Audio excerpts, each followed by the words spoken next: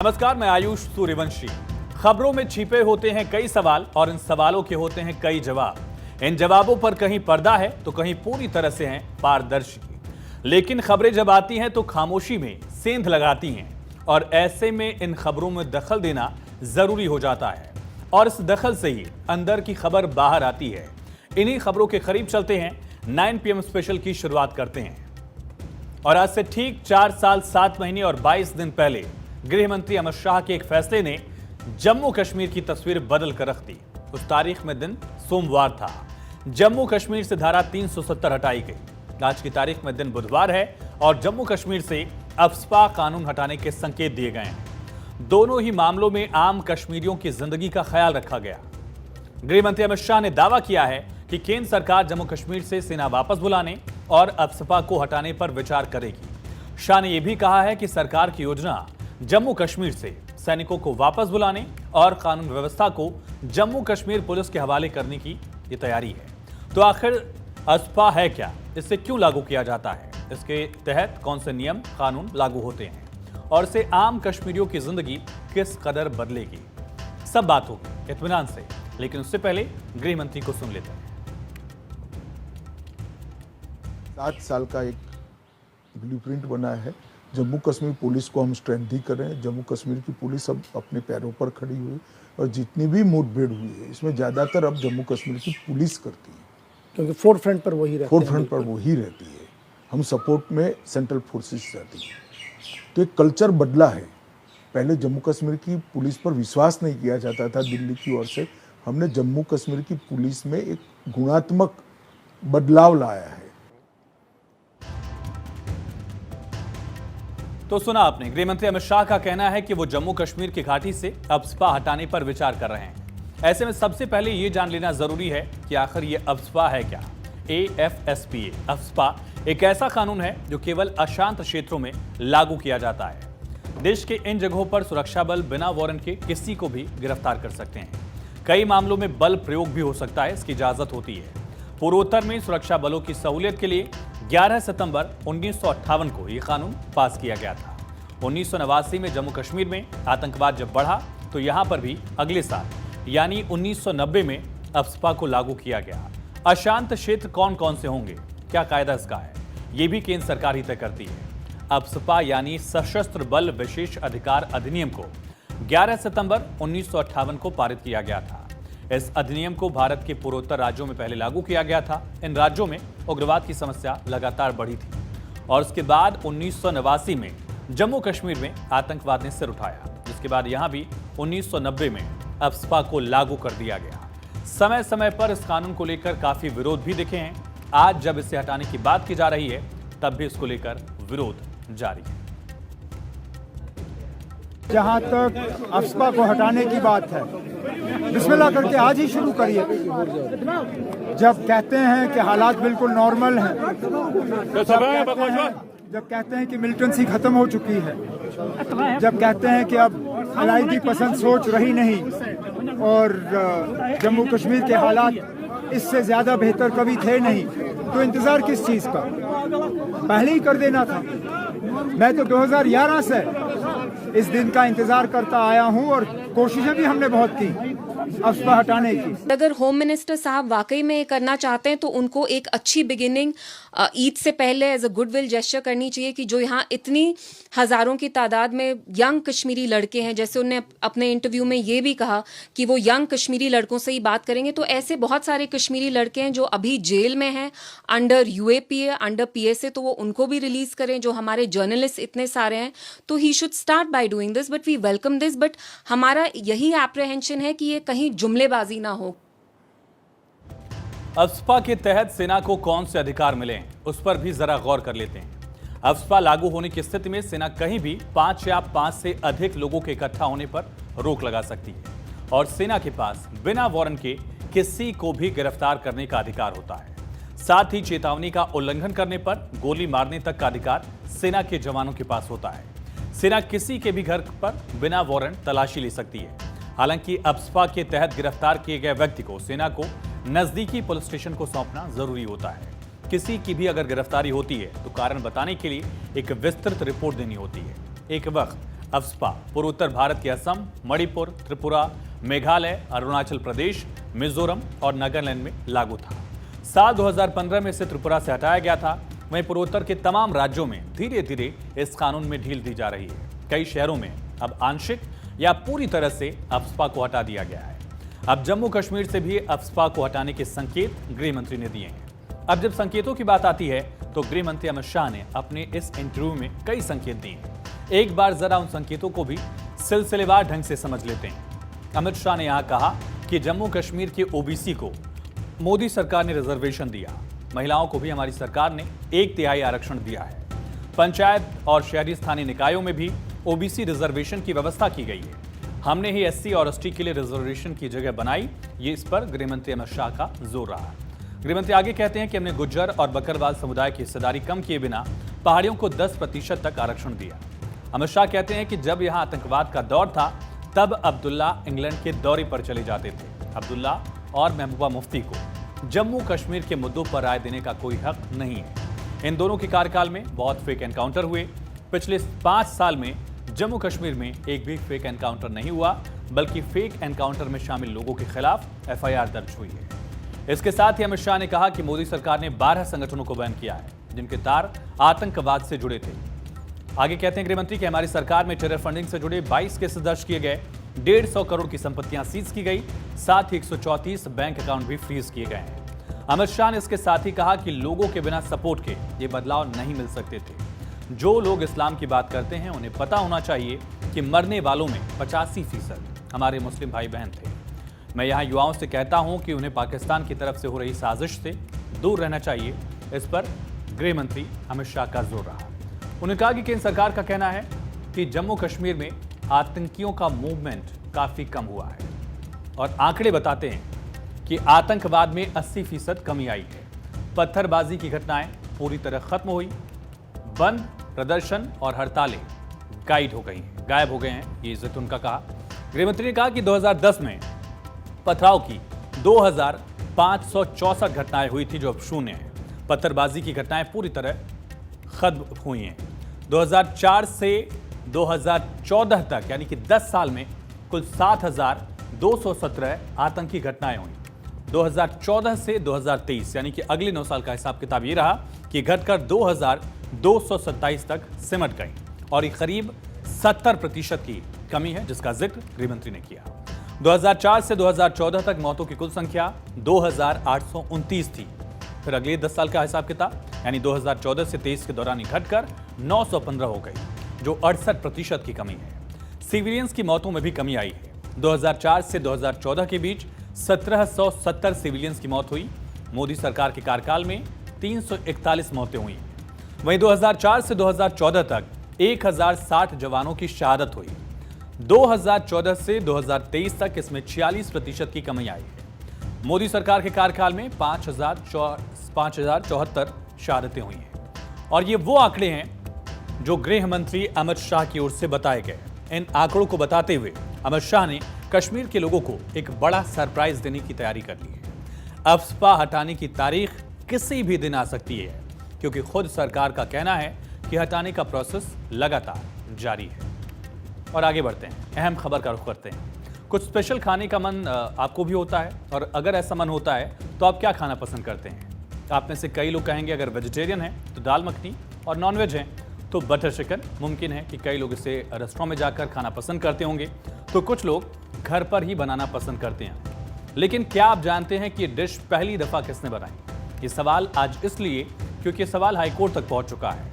2 प्रतिष्ठित restaurant in स्वादिष्ट व्यंजनों के आविष्कार का श्रेय खुद को दे रहे हैं। मामला इतना बढ़ा कि दिल्ली हाईकोर्ट पहुंच गया। दरअसल मोती महल के मालिकों ने कथित इंटरव्यू में कथित रूप से अपमानजनक टिप्पणी की थी।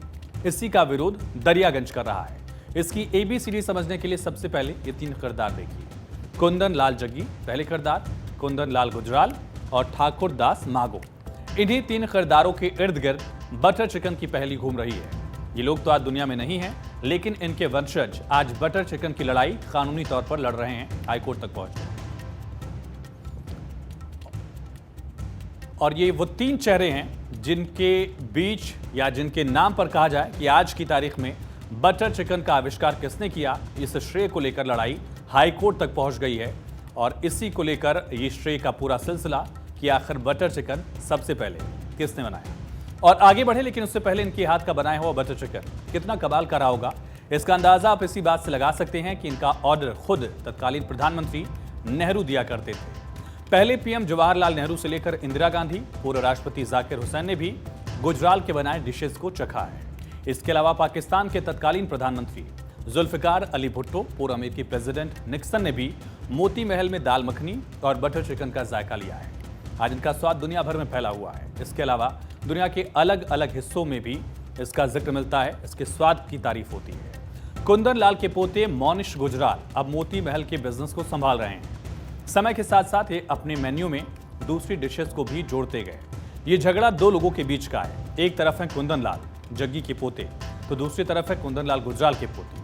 दरियागंज रेस्टोरेंट को संभाल रहे हैं कुंदन लाल जग्गी, तो वहीं मोती महल को संभाल रहे हैं कुंदन लाल गुजराल के पोते। दोनों का दावा है कि पहला बटर चिकन तो उनके दादा ने बनाया था। दोनों के पास अपने अपने तर्क हैं, दोनों के पास अपनी अपनी कहानी है, अपने अपने दावे भी हैं। और दोनों की कहानी को समझें तो दरियागंज की कहानी कुछ ऐसे चलती है, जहां उनका कहना है 1930 के आसपास, यानी आज़ादी से करीब 17 साल पहले, कुंदन लाल जग्गी पाकिस्तान के पेशावर में काम करते थे। वो एक होटल में शेफ का काम किया करते थे। 1947 में जब पार्टीशन हुआ, बंटवारा हुआ, तो कुंदन लाल जग्गी अपने साथियों के साथ पेशावर छोड़कर दिल्ली आ गए, हिंदुस्तान आ गए। 1950 में खुद पीएम नेहरू ने मोती महल की सराहना की। वो मोती महल में बना बटर चिकन खाने के लिए मंगवाते थे। उनके कुजीन में मोती महल का बटर चिकन भी शामिल किया गया था और देखते ही देखते मोती महल सबसे मशहूर रेस्तोरेंट बन गया। 1992 के आसपास कुंदन लाल जग्गी ने मोती महल छोड़ दिया। मार्च 2018 में कुंदन लाल जग्गी का निधन हुआ। अप्रैल 2019 में उनके पोते राघव जग्गी ने अपने दादा की लेगेसी को बरकरार रखने के लिए दरियागंज रेस्तोरेंट खोला। इसके बाद आने वाले समय में दरियागंज रेस्तोरेंट ने अपनी देश भर में कई ब्रांचेस खोली। जब इससे मिलती जुलती ही स्टोरी है मोती महल की भी।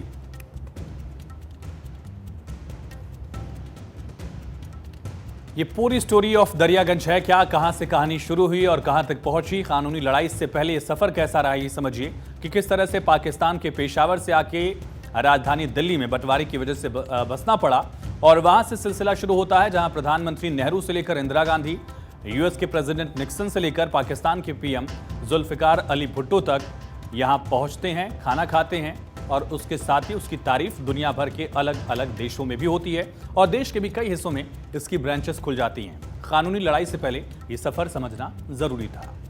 1930 साल था। कुंदन लाल गुजराल पेशावर में एक होटल में काम करते थे। 1947 में कुंदन लाल गुजराल पेशावर छोड़कर दिल्ली आ गए। पीएम नेहरू ने मोती महल की सराहना 1950 में की और मोती महल सबसे मशहूर रेस्तोरेंट बना। 1997 में कुंदन लाल गुजराल का निधन हुआ। उनके पोते मोनिश गुजराल ने मोती महल की रेस्तोरेंट चेन को आगे बढ़ाया। मोती महल के ही एमडी हैं विनोद चड्ढा। लेकिन ये पूरी स्टोरी ऑफ मोती महल देखिए, किस तरह से गुजराल पेशावर में काम करते थे, फिर दिल्ली आए बंटवारे के बाद और उसके बाद पीएम नेहरू ने मोती महल की सराहना की। मोती महल सबसे मशहूर रेस्तोरेंट बन गया और कुंदन लाल गुजराल का निधन हो जाता है 97 में और उसके बाद उनके बेटे, उनके पोते मोनिश गुजराल ने इस रेस्तोरेंट की चेन को आगे बढ़ाया। तो पाकिस्तान से शुरू हुआ सफर दिल्ली तक और देश के अलग अलग हिस्सों तक आगे बढ़ता चला गया। मोती महल के ही एमडी हैं विनोद चड्ढा। उनसे हमारे संवाददाता केशव झा ने बात की। उनका इस मामले पर क्या कहना है, सुन लेते हैं। यहाँ कोई आके राजी नहीं था। आप भी समझते हैं कि जब रेस्टोरेंट बेचा जाता है तो चल नहीं रहा और ये record income tax, sale tax में तुम ले सकते हो। जब मैं कह ही रहा हूँ मैंने 59 लाख की लायबिलिटीज़ ली हैं तो ये चलता नहीं होगा। उसके बाद इसको मैंने बनाया और मैंने अपनी रेसिपी चलाई और दाल की भी रेसिपी मेरी अपनी है और बटर चिकन की भी मेरी रेसिपी है और मैं इसको पीछे से ही कंटिन्यू किया। और यही बर्थ प्लेस है। वो क्या मांग रहे हैं, किस चीज़ का वहाँ कोर्ट में केस कर रहे हैं। तो ये दोनों कहानियां हैं मोती महल की और दरियागंज की। इन दोनों ही कहानियों में जो किरदार हैं कुंदन लाल गुजराल और कुंदन लाल जग्गी, ये दोनों साथ में काम करते थे। दोनों साथ में मोती महल खोला। 1992 में कुंदन लाल जग्गी मोती महल छोड़कर चले गए। आज दोनों के ही पोते दावा कर रहे हैं कि मोती महल में बना वो पहला बटर चिकन उनके दादा ने बनाया था। बस इतनी सी बात है। मामला हाईकोर्ट में चल रहा है। अभी कोर्ट को तय करना है कि वो बटर चिकन आखिर बनाया किसने था, उसकी लेगेसी पर दावा किसका है, हक किसका है। और हमारी अगली खबर उन लोगों के लिए है जो किसी न किसी तरह से विदेश घूमने की चाहत रखते हैं, जो किसी न किसी तरह से विदेश जाना चाहते हैं और उसके लिए वो अपनी जान की परवाह तक नहीं करते और वीजा न मिलने पर वो किसी भी हद तक चले जाते हैं कि बस एक विदेशी धरती पर पहुंच जाएं। आज उन्हें अपने घर की, अपने देश की वैल्यू भी समझनी चाहिए। मतलब कि आपको सुरक्षा का एहसास करना चाहिए जो आपके घर पर आपको मिलती है। बाहर जाकर आप किस तरह से अकेले हो जाते हैं ये भी समझना चाहिए। आपने विदेश जाने की चाहत रखने वालों के लिए डंकी रूट के बारे में जरूर सुना होगा, फिल्में भी बनी इस पर। संयुक्त राष्ट्र की agency international organization for migration की मिसिंग माइग्रेंट्स प्रोजेक्ट पर एक प्रकाशित रिपोर्ट आई है। बीते एक दशक में संघर्ष वाले इलाकों से भागते वक्त दुनिया भर में 73,000 से अधिक प्रवासियों की मौत हुई या वो गायब हो गए। रिपोर्ट के अनुसार 2014 से 2023 के बीच अपने देश से दूसरे देश भागते वक्त 63,285 लोग मारे गए। सर्वाधिक 28,854 मौतें भूमध्य सागर में हुई हैं। इसके बाद अफ्रीका और एशिया में ये प्रवासी मारे गए। एजेंसी की ओर से जितनी मौतों को दर्ज किया गया है उनमें 60% मौतें अकेले डूबने की वजह से हुई हैं। इनमें 1/3 से अधिक अफगानिस्तान, म्यांमार, सीरिया, इथियोपिया और ऐसे संघर्ष वाले देशों से ये लोग थे। बीता हुआ साल भी प्रवासियों के लिए सबसे घातक था। पिछले साल भूमध्य सागर में डूबकर 8,541 लोगों की मौत हुई। 2023 में ट्यूनिशियाई तट पर कम से कम 729 लोग मारे गए, जबकि पिछले साल यानी कि उसके 2022 में 462 लोग मारे गए थे। पिछले सभी वर्षों में मध्य भूमध्य सागर में अधिकांश मौतें लीबिया के तट पर दर्ज की गई थी और एशिया में 2023 में 2,138 मौतें दर्ज की गई, जबकि 2022 में 2,070 मौतें। 2023 में अफगानिस्तान के सबसे 1,181 लोगों की मौत अपने इलाकों से भागने के दौरान हुई। बीते एक दशक में सबसे अधिक अफगान नागरिकों की मौत पिछले साल हुई है। टॉप 10 देश जहां के सबसे अधिक लोग मारे गए वो हैं अफगानिस्तान। आपने देखा कि किस तरह से तालिबान का जब राज आया था वहां जहाज पर लोग चढ़कर भागने की जान बचाने की कोशिश कर रहे थे। नंबर 2 पर म्यांमार है। इथियोपिया नंबर 3 पर है। सीरियन अरब रिपब्लिक यानी कि सीरिया नंबर 3 पर।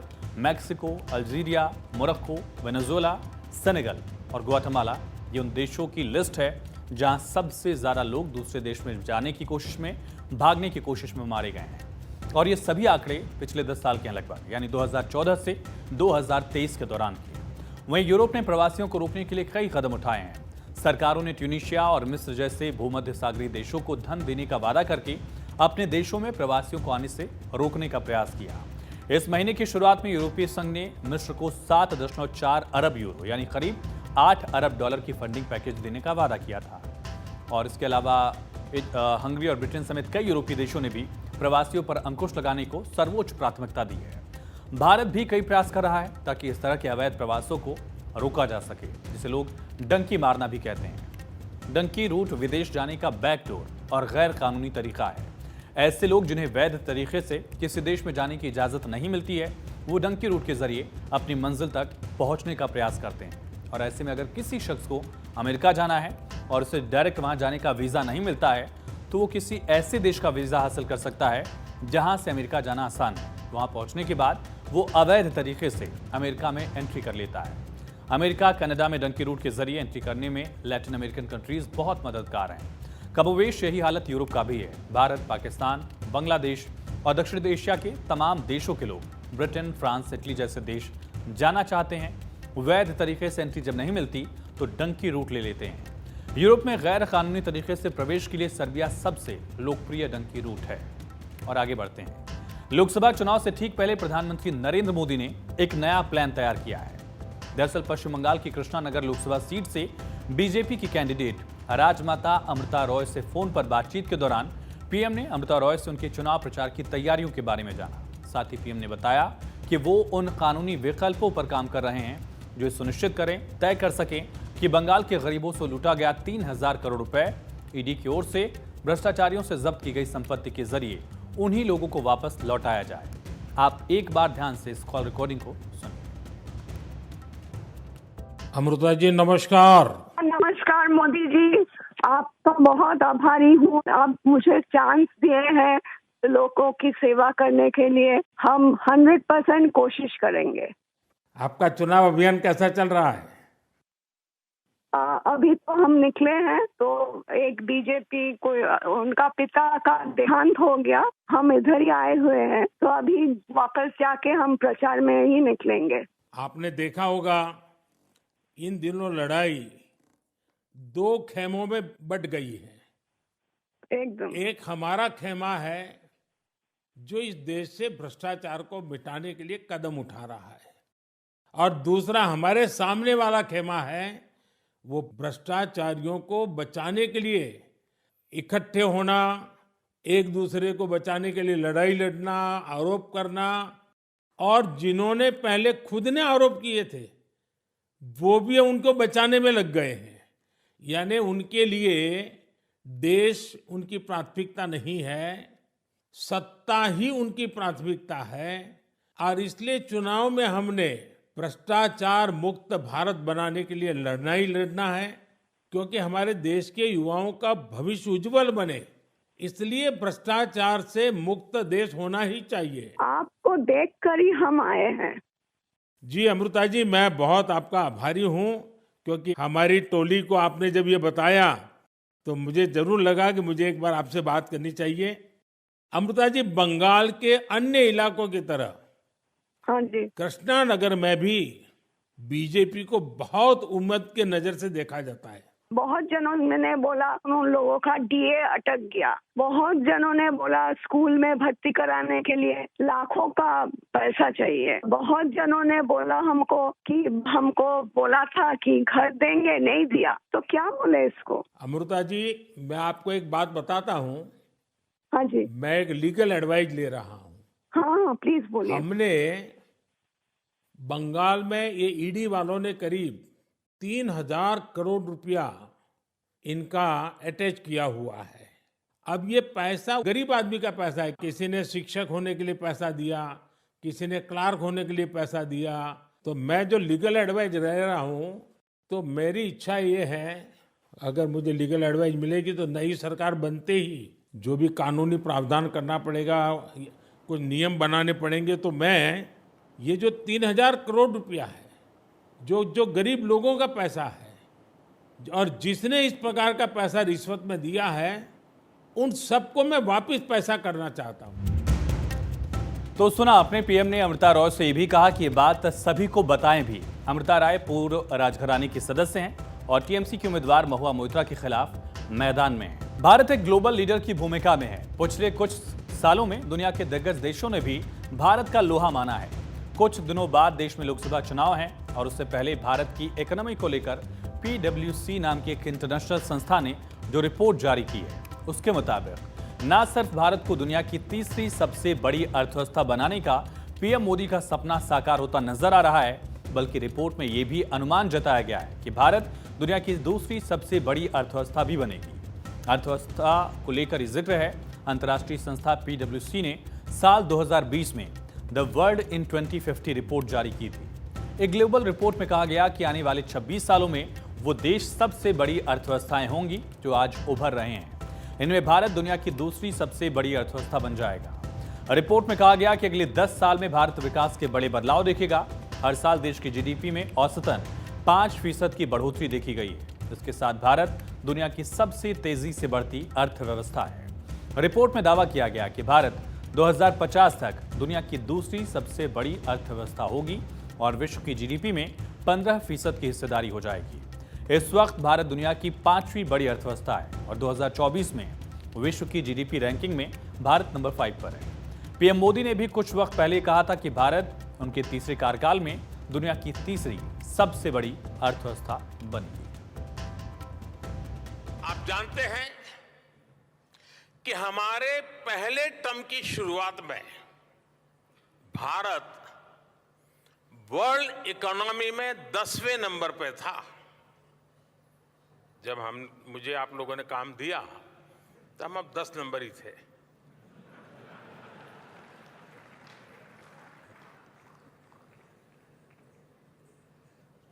दूसरे टर्म में आज भारत दुनिया की 5वीं सबसे बड़ी इकोनॉमी है।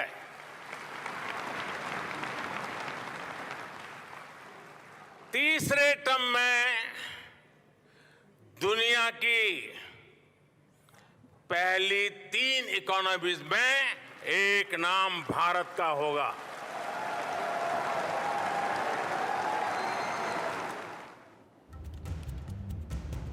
और पीडब्ल्यूसी की इस रिपोर्ट में कहा गया कि विकासशील अर्थव्यवस्थाएं अमेरिका, जापान और जर्मनी जैसी अर्थव्यवस्थाओं को पीछे छोड़ देंगी।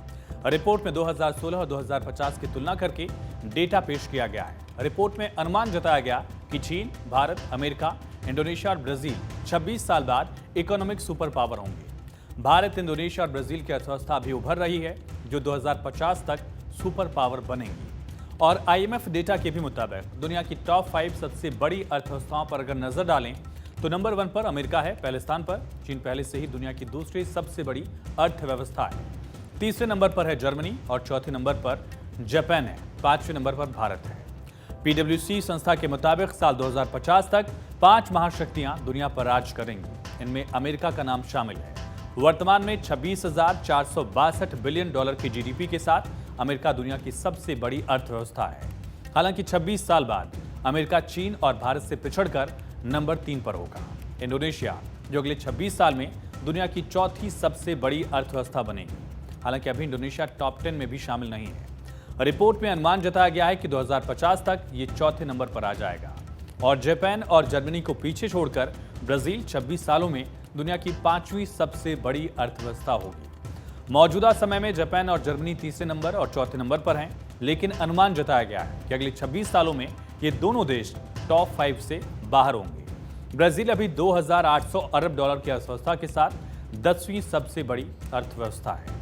आपको भी याद होगा कि जब इस साल बजट से पहले मोदी सरकार के लिए एक अच्छी खबर आई थी, जब आईएमएफ ने भारत की विकास दर का अनुमान बढ़ाया था। इसके बाद मोदी सरकार के सर्वे पर भी मुहर लगी। आईएमएफ की ओर से विकास दर के अनुमान को 0.2% बढ़ाया गया। वित्त वर्ष 2024-25 में भारत की विकास दर का अनुमान 6.8% का। आईएमएफ ने पहले इसे 6.3% निर्धारित किया था। नेशनल स्टैटिस्टिकल ऑफिस के जारी किए गए 7.3% अनुमान से ये कम है। आईएमएफ के मुताबिक मजबूत घरेलू मांग के कारण भारत की अर्थव्यवस्था मजबूत हुई है। आईएमएफ की रिपोर्ट आने से पहले वित्त मंत्रालय ने इकोनॉमी रिव्यू जारी किया था।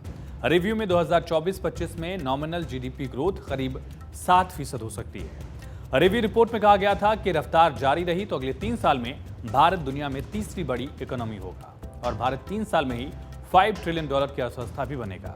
2030 तक भारत की अर्थव्यवस्था 7 ट्रिलियन डॉलर को छू सकती है। इसका आंकड़ा यहां तक पहुंच सकता है। 2027 तक दुनिया की तीसरी सबसे बड़ी अर्थव्यवस्था भारत बन जाएगा और भारत दुनिया का विकास इंजन बनने की दिशा में लगातार आगे बढ़ रहा है। अलग अलग पैमाने और विदेशी रेटिंग एजेंसियों ने भी ये माना है कि मोदी सरकार में भारत ने एक और कीर्तिमान रच दिया है। भारत का शेयर बाजार दुनिया का चौथा सबसे बड़ा शेयर बाजार है। पहली बार हांगकांग के स्टॉक मार्केट को पीछे छोड़कर भारत ने हाल ही में ये मुकाम हासिल किया। मोदी सरकार में भारतीय अर्थव्यवस्था लगातार मजबूत हो रही है। एक ऐसे वक्त में जहां दुनिया के देशों में बेकाबू महंगाई, अर्थव्यवस्था की धीमी रफ्तार तमाम चुनौतियां पेश कर रही हैं, तो वहीं मजबूत अर्थव्यवस्था और विकास की रफ्तार के साथ भारत शीर्ष की तरफ बढ़ रहा है। हमारे पड़ोसी देश पाकिस्तान की अगर बात करें तो 100% पाकिस्तान दूर दूर तक भारत के आगे कहीं नहीं टिकता। इसे समझने के लिए इन आंकड़ों पर नजर डालिए।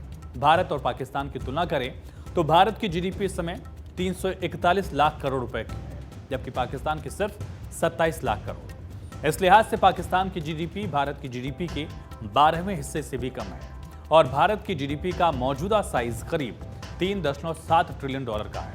आंकड़ों को देखें तो भारत की जीडीपी पाकिस्तान की इकोनॉमी से करीब 11 गुना बड़ी है। मोदी सरकार का लक्ष्य 2028 तक भारतीय अर्थव्यवस्था को 5 ट्रिलियन डॉलर की बनाकर भारत को दुनिया की तीसरी बड़ी अर्थव्यवस्था बनाने का है और वित्त वर्ष 2028 तक जापान और जर्मनी दोनों को पछाड़कर भारत दुनिया की तीसरी सबसे बड़ी इकोनॉमी बन सकता है। मौजूदा समय में भारत दुनिया की 5वीं सबसे बड़ी इकोनॉमी है और पाकिस्तान पर इस वक्त करीब 125 अरब डॉलर का खर्च है। पाकिस्तान को जुलाई महीने में करीब 25 अरब डॉलर का विदेशी लोन चुकाना है। पाकिस्तान का विदेशी मुद्रा भंडार लगभग 8 बिलियन डॉलर है, जो एक बड़ा संकट है। यहाँ ये भी समझना होगा कि देश इन दिनों तेजी से डिजिटल बदलाव के दौर से भी गुजर रहा है। इसका फायदा इकोनॉमी के मोर्चे पर भी हो रहा है और कुल जीडीपी में भी डिजिटल का योगदान लगातार बढ़ा है। बीते सालों में भारत एक प्रमुख आर्थिक ताकत बनकर उभरा। भारत सबसे तेज बढ़ती डिजिटल अर्थव्यवस्था भी है और डिजिटल बदलाव की तेज रफ्तार से भारत की इकोनॉमी को खास फायदा हो रहा है। जल्दी कुल जीडीपी में डिजिटल इकोनॉमी का योगदान बढ़कर 20% पर पहुंच सकता है। और आगे बढ़ते हैं, एक और अहम खबर की बात करते हैं कि किस तरह से ओबेसिटी यानी मोटापे से हमारे देश में कई लोग परेशान हैं। काफ़ी बड़ी संख्या है मोटापे से परेशान लोगों की जो हाई कोलेस्ट्रॉल के शिकार हैं। अक्सर लोगों को आपने कहते सुना होगा कि मेरा कोलेस्ट्रॉल बढ़ गया है। सोशल मीडिया से लेकर तमाम ऐसे प्लेटफॉर्म्स हैं जहां आपको कोलेस्ट्रॉल कम करने के लिए कई तरह की दवाइयां, रेमेडीज, शॉर्टकट्स तक बताए जाते हैं। यहां तक कि बिना दवाई के भी कोलेस्ट्रॉल जड़ से खत्म करने का दावा किया जाता है।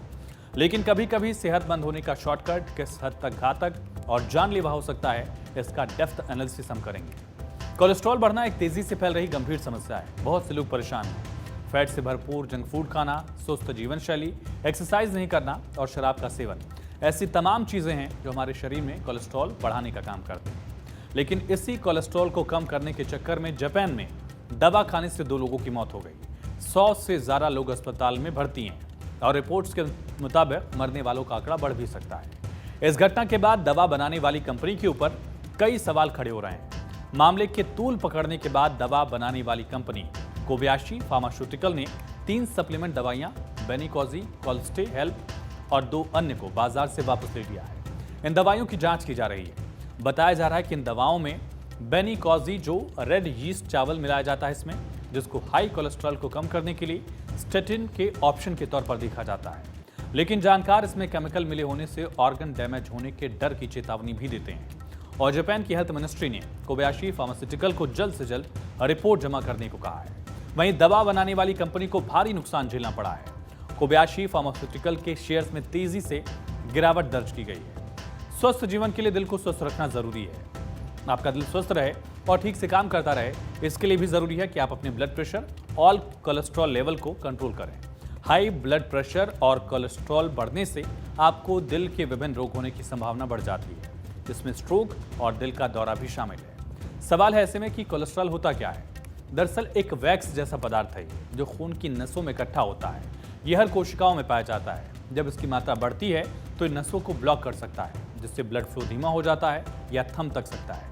कोलेस्ट्रॉल घुलनशील नहीं होता है और इसीलिए शरीर के दूसरे अंगों तक नहीं पहुंच सकता। कोलेस्ट्रॉल 2 तरीकों से शरीर में बनता है, एक खान-पान से और दूसरा लिवर से। कोलेस्ट्रॉल 2 तरह का होता भी है। पहला लो डेंसिटी लीप्रोटीन, जिसे खराब कोलेस्ट्रॉल भी कहा जाता है। ये धमनियों में जमा हो जाता है और इससे स्ट्रोक, हार्ट अटैक जैसी समस्या होती है। दूसरा है हाई डेंसिटी लिपोप्रोटीन, जिसे अच्छा कोलेस्ट्रॉल भी कहा जाता है और ये कोलेस्ट्रॉल को लीवर में वापस लौटाने में मदद करता है। किसी भी इंसान के शरीर में कोलेस्ट्रॉल बढ़ने के कौन कौन से लक्षण हैं, ये भी समझते हैं। सीने में दर्द होना, पैरों का ठंडा हो जाना, हाथ पैरों का सुन्न पड़ना और पैरों के निचले भाग में दर्द रहना या वजन अचानक से बढ़ जाना। स्किन के रंग में भी कई बार बदलाव हो जाता है। सांस लेने में समस्या हो रही है। हाई ब्लड प्रेशर की समस्या है। जरूरत से ज्यादा पसीना आपको हो रहा है, बिना काम किए पसीना हो जा रहा है। पैरों में सूजन आना, त्वचा पर पीले चकत्ते पड़ना, किसी काम को करते ही थक जाना, ऐसे तमाम लक्षण कोलेस्ट्रॉल बढ़ने की ओर इशारा करते हैं। और अच्छी बात यह है कि कोलेस्ट्रॉल को बिना दवाओं के भी कम किया जा सकता है, करते भी हैं लोग। हार्वर्ड हेल्थ के मुताबिक रोजाना खाए जाने वाले ऐसे कई खाद्य पदार्थ हैं जिनका सेवन करने से और साथ में एक्सरसाइज करने से बैड कोलेस्ट्रॉल से निजात पाई जा सकती है। और अब बात करते हैं ईडी रेड्स की। देश में अब तक कई बड़े बड़े घोटाले हो चुके हैं। कोयला घोटाला, चारा घोटाला, राशन घोटाला, हाल में शराब घोटाला। लेकिन क्या आपने अमरूद घोटाले के बारे में सुना है? पंजाब में एक अजीबोगरीब घोटाला जिससे सुनकर लोग हड़कंप मचा हुआ है, लोग भी अचंभित हैं। दरअसल अमरूद बाग घोटाले में ईडी की टीम ने पंजाब के 26 इलाकों में रेड की है। पंजाब के 6 से 8 जिलों में छापेमारी की। ईडी की टीम ने पंजाब के एक्साइज कमिश्नर वरुण रूजम के चंडीगढ़ के सेक्टर 20 स्थित आवास पर छापा मारा। 130 करोड़ रुपए से अधिक के अमरूद बाग घोटाले में इसी मामले को लेकर ये छापेमारी है। इस मामले में विजिलेंस विभाग ने मामला दर्ज किया था और करीब 21 लोगों को गिरफ्तार भी किया था। यह मामला greater Mohali area development authority की अधिग्रहित जमीन पर अमरूद के बागों के मुआवजे की आड़ में करीब 135 करोड़ रुपए के गबन से जुड़ा है। बुधवार को ईडी की टीम जब रूजम के घर पहुंची तो घर के अंदर से खिड़की के जरिए बहुत से कागज फेंक दिए गए। घोटाले के कागजात फटे हुए मिले और भारत 24 के पास भी सभी कागजात मौजूद हैं। ईडी चंडीगढ़ सहित पंजाब में 22 जगह पर रेड कर रही है। हम इस समय खड़े हैं पंजाब के एक्साइज कमिश्नर वरुण रुजम के घर के सामने। सुबह से यहां पर भी रेड चल रही है। अब ये रेड एक्साइज डिपार्टमेंट से संबंधित है या किसी और डिपार्टमेंट से संबंधित, ये ईडी द्वारा ही क्लियर किया जाएगा। लेकिन जैसे ही रेड शुरू हुई उसके कुछ ही देर बाद हम आपको दिखाते हैं कि ये एक विंडो है। विंडो से कुछ कागजात जो है वो ऊपर से नीचे की तरफ फेंके गए। इन कागजात को देखकर जो लगता है कि ये जो रेड है वो अमरूद घोटाले से संबंधित है, क्योंकि सन 2016 के अंदर पंजाब में 137 करोड़ का अमरूद घोटाला हुआ था। अमरूद घोटाला में भी वरुण रुजुम का नाम था। आज जो रेड चल रही है ईडी की, वो तकरीबन सभी की सभी जगह अमरूद घोटाले से संबंधित चल रही है। इन कागजों से जो नाम समझ आ रहे हैं, जो लिस्टें लग रही हैं, चेक नंबर वगैरह जो पढ़ने से समझ आ रहे हैं, वो अमरूद घोटाले से संबंधित लग रहे हैं। अब ये अमरूद घोटाले की रेड है या एक्साइज की रेड है, वो तो ईडी ही क्लियर कर पाएगी। लेकिन सबसे बड़ी बात यह है कि पिछले दिनों पंजाब बीजेपी के अध्यक्ष सुनील जाखड़ ने भी सरकार से मांग की थी कि जिस तरीके से दिल्ली में अरविंद केजरीवाल का शराब घोटाला एक्सपोज हुआ है, अरविंद केजरीवाल को गिरफ्तार किया गया, वही एक्साइज पॉलिसी पंजाब में भी लागू की गई थी, पंजाब में भी उसकी जांच करवाई जाए। आज ये जो रेड चल रही है ईडी की, ये एक्साइज घोटाले से संबंधित है या अमरूद घोटाले से संबंधित है, ये तो ईडी के स्पष्ट करने के बाद ही पता चल पाएगा। वीडियो जर्नलिस्ट सूरज कुमार के साथ डॉक्टर थानेश्वर शर्मा, चंडीगढ़। तो ये घोटाला पिछले साल 2023 में सामने आया। पंजाब के एक्साइज कमिश्नर के साथ ही फिरोजपुर के डिप्टी कमिश्नर राजेश धीमान और उनके अकाउंटेंट के पटियाला स्थित आवास पर छापा मारा गया। इस घोटाले में अकाउंटेंट समेत उनकी पत्नी भी आरोपी हैं। इसकी जांच स्टेट विजिलेंस ब्यूरो कर रहा है। वहीं वरुण रुजम के घर के पास खिड़की के नीचे जो कागजात फटे हुए पाए गए, इन कागजों में मोहाली के बकरपुर गांव का जिक्र है। साथ ही गांव के कुछ लोगों का भी जिक्र है। आरोप है कि जिन लोगों ने जमीन पट्टे पर ली, उन लोगों ने प्रति एकड़ 2000 से 2500 पेड़ दिखाए, जो पंजाब कृषि विश्वविद्यालय के प्रति एकड़ 132 पेड़ों की सिफारिश से कहीं ज्यादा अधिक थे। इसके अलावा कागजों में कुछ पैसों के लेन देन का जिक्र है। ईडी के डर से तमाम सबूत मिटाने के लिए कागज फाड़कर खिड़की से बाहर फेंकने की आशंका है और इसी को लेकर ही पूरा मामला लगातार सामने आया है।